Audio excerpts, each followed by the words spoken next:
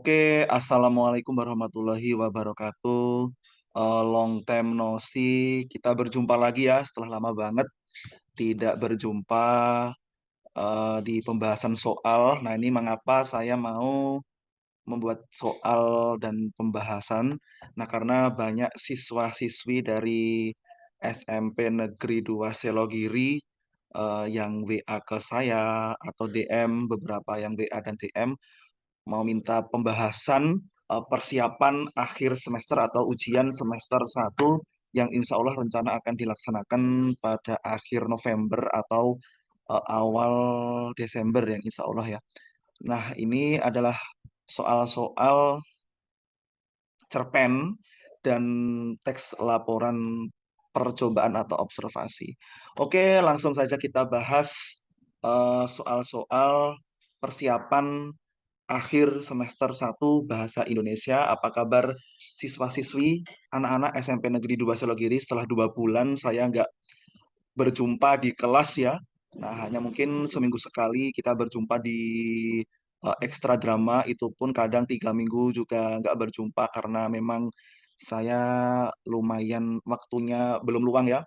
Nah, semoga nanti setelah beberapa bulan nggak bertemu, nah kita bertemu di sini, nanti kita bahas soal-soal ini. Semoga pembahasan kali ini bisa bermanfaat untuk kita semua ya, amin. Langsung saja, ini tidak hanya terkhusus untuk siswa-siswi SMP Negeri 2 Salogiri ya, tapi bisa untuk belajar semua. Nah, untuk semuanya ya, untuk semua siswa-siswi di seluruh Indonesia. Nah, karena nanti video ini akan saya share di YouTube. Nomor 1, kita bahas nomor 1 dulu. Oke.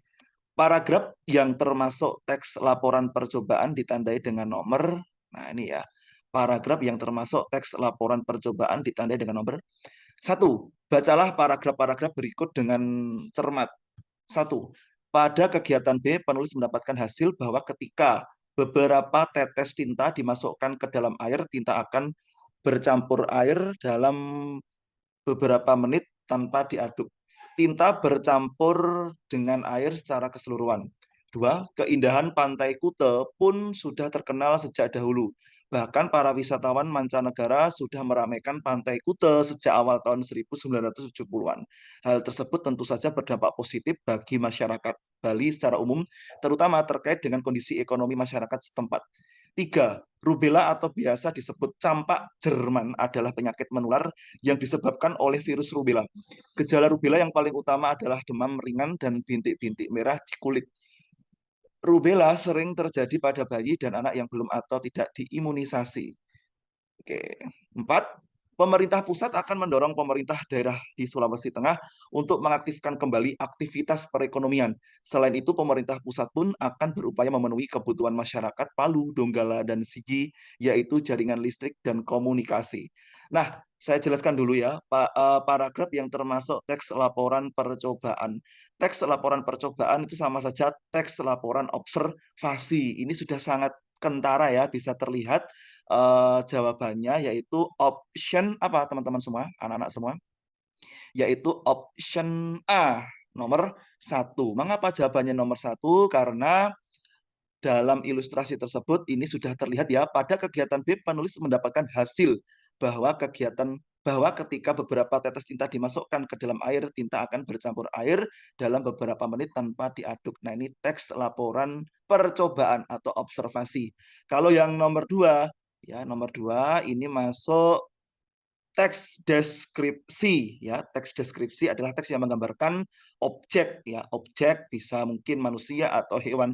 Nah, itu nomor 2 itu paragraf deskripsi. Nomor 3 ini mudah sekali, yaitu nomor 3 ini masuk teks eksposisi. Eksposisi yaitu pemaparan penjelasan, ya ini penjelasan informasi tentang rubella. Kalau yang nomor 4, nah nomor 4 ini masuk apa?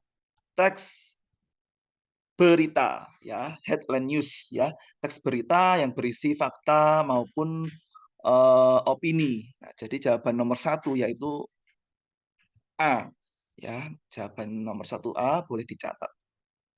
Oke, next question nomor 2. Teks tersebut berisi laporan tentang percobaan untuk mengerjakan soal nomor 2, 3, dan 4. Untuk mengetahui hasil percobaan, dilakukan langkah-langkah sebagai berikut. Pertama, ubahlah jepitan kertas hingga berbentuk huruf U, lalu kupas ujung kabel, kemudian tancapkan pada jeruk. Pada bagian lain, tancapkan juga bagian penjepit kertas yang sudah berbentuk U. Lakukan hal tersebut pada 5 buah jeruk nipis. Setiap ujung kabel yang lain disambungkan ke penjepit kertas lainnya. Setelah itu, tempelkan ujung kabel yang belum disambungkan ke bohlam dengan menggunakan selotip. Terakhir, untuk menguji nyala lampu, sentuhkan penjepit kertas yang belum tersambung ke bohlam. Sebaiknya uji nyala lampu dilakukan di tempat yang agak gelap. Nah, jadi harus dibaca soal dulu tipsnya ya, baru bacaannya. Jadi teks tersebut berisi laporan tentang percobaan. Kita ambil turning point atau poin pentingnya, yaitu tentang apa ini tadi, penggunaan jeruk nipis untuk pengganti batu baterai ya intinya ya.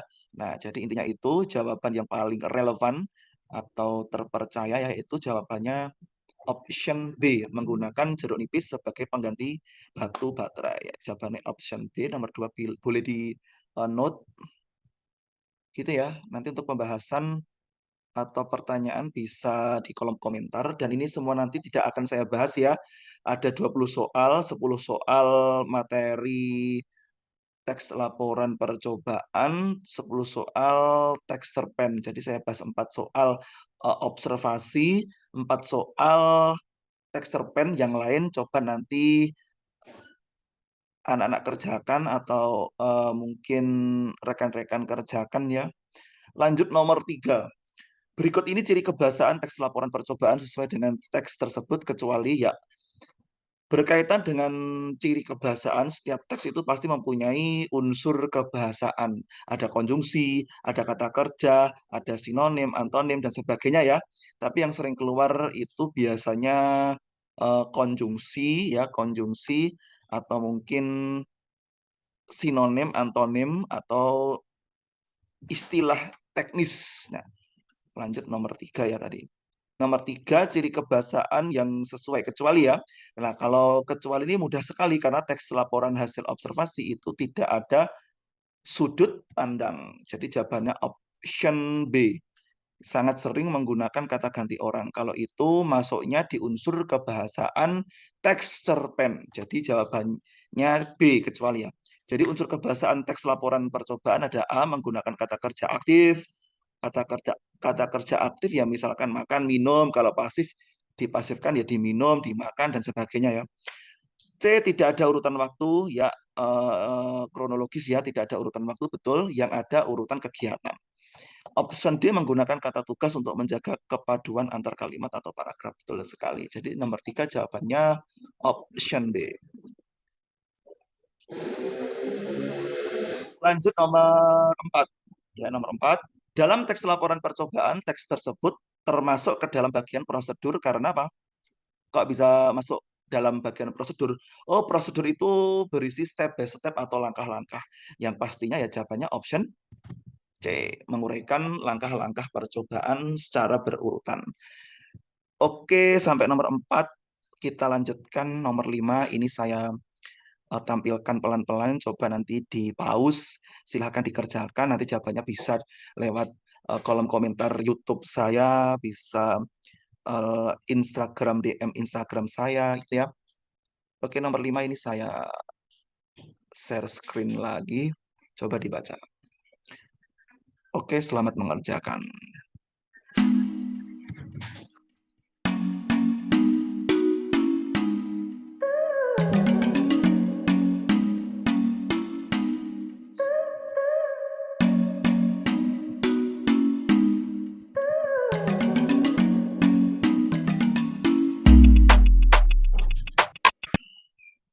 Oke, kita masuk ke teks cerpen. Nah, coba nanti setelah saya tadi tampilkan nomor berapa? 5 sampai 10 nanti bisa dikerjakan. Kalau ada pertanyaan juga bisa komen di YouTube saya. Ini salah ya, ini harusnya nomor 11, 12, 13 sampai 14. Jadi setiap bacaan itu bisa untuk 2 sampai 4 nomor ya. Nah, tergantung nanti kebijakan soal di PAS kabupaten atau kota masing-masing penyelenggara. Kita lanjutkan nomor 11 sampai 14, nanti 15 sampai 20 seperti biasa nanti juga bisa kalian kerjakan, nanti bisa ditanyakan lewat kolom komentar YouTube atau langsung dijawab, nggak masalah. Nanti kita bahas di kolom komentar. Lanjut nomor 11, saya baca soalnya dulu. Makna ungkapan menghadap Tuhan YME yang Maha Esa pada bagian 1, teks tersebut adalah pada bagian 1. Berarti kita baca aja hanya bagian 1, tidak usah dibaca semua. Yaitu tujuannya untuk menghemat waktu, tenaga, dan pikiran ya. Tapi kalau mau dibaca semua juga nggak masalah karena bacanya kan dalam hati. Saya jelaskan dulu makna ungkapan. Makna itu adalah arti, istilah, ya, arti atau istilah. Ungkapan ini berarti ungkapan yaitu masuknya ya tadi ke istilah ya. Menghadap Tuhan yang Maha Esa. Kita masuk ke bagian 1. Nah ini ya. Tanah di pekuburan umum itu masih basah ketika para petakziah sudah pulang. Sementara Ogal masih duduk sambil sesekali menyeka air matanya. Ibu yang selama ini paling dia hormati dan cintai tadi malam telah menghadap Tuhan yang Maha Esa.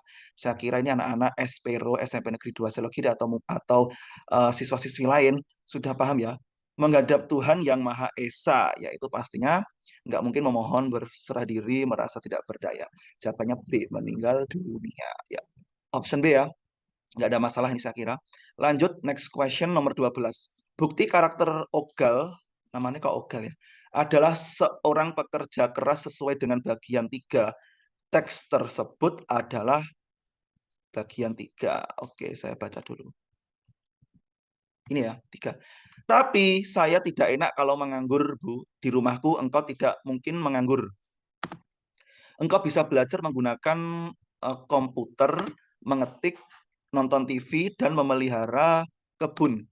Tapi saya akan tidak bekerja, Bu. Pada hakikatnya engkau bekerja juga. Jadi tidak harus menjajakan kue, Bu. Bu Tuti mengangguk. Kalau begitu tolong carikan pekerjaan yang bisa saya lakukan. Bu Tuti tersenyum, jangan khawatir. Oke, ini jawaban nomor 12. Berarti apa anak-anak? Bukti. Nah, bukti karakter. Karakter itu apa? Sifat, penokohan, watak. Jawaban yang paling tepat yaitu option apa?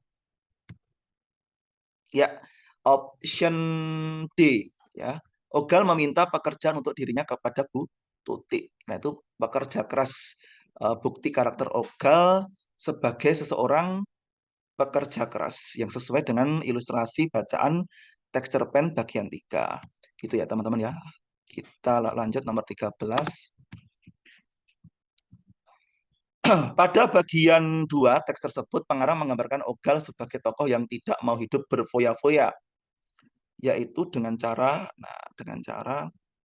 ada A melalui perkataan tokoh Ogal, berarti melalui perkataan ya dialog ya. B melalui ekspresi yaitu gerak gestur tubuh mimik. C pengarang menjelaskan secara langsung to the point. D melalui perasaan tokoh Ogal. Kita masuk ke bagian 2. Ya. Maksud ibu, Ogal tidak mengerti. Ya, rupanya engkau ditakdirkan untuk aku asuh dan menjadi anak kami. Tetapi kami bertekad untuk menjadi orang tuamu, bukan sekedar orang tua asuh. Sebenarnya Ogal masih ragu-ragu apakah dia akan ikut Bu Tuti atau bertahan hidup dengan mandiri. Jika dia ikut Bu Tuti, tentu tidak dapat bekerja seperti ketika ia masih hidup dengan bersama ibunya. Hal itu menjadikannya manja. Tetapi jika menolak kebaikan Bu Tuti, terasa tidak enak. Pengorbanan ibu guru itu sudah sedemikian besarnya. Dari pengalaman hidupnya selama ini, banyak hal yang dapat Ogal petik. Ia biasa bekerja keras, biasa hidup prihatin, sehingga tidak suka berfoya-foya. Ya, nomor 13 ini sepertinya yaitu di sini ya, di sini. Jawabannya ada di sini, tidak ada dialog ya. Tapi ini uraian langsung alias to the point. Berarti mudah sekali jawabannya option C. Pengarang menjelaskan secara langsung. Karena tidak ada dialog dan to the point ya. Tidak ada dialog atau percakapan. Yang terakhir nomor 14 ya. Sudut pandang yang digunakan pengarang pada teks tersebut yaitu Pastinya antara C dan D ya. Karena apa orang ketiga? Karena tadi sudut pandang orang ketiga, jadi sudut pandang itu sama saja point of view. Jadi ada tiga sudut pandang orang pertama, ketiga, dan campuran.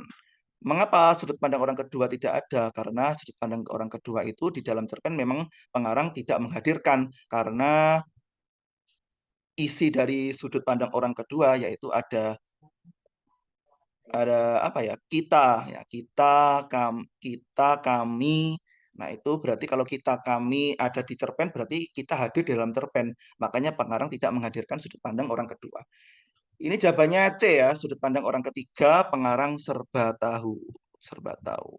Ya karena ada nama Ogal, ada Bu Tuti, nah itu orang ketiga serba tahu, bukan sebagai peninjau, ini nggak ada ya.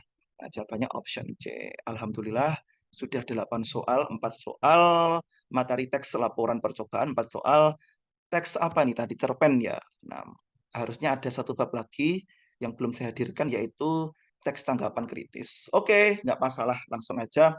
Nomor 15, silakan dikaitkan dengan materi ini tadi ya. Nomor 15, saya share screen pelan-pelan. Silahkan dikerjakan.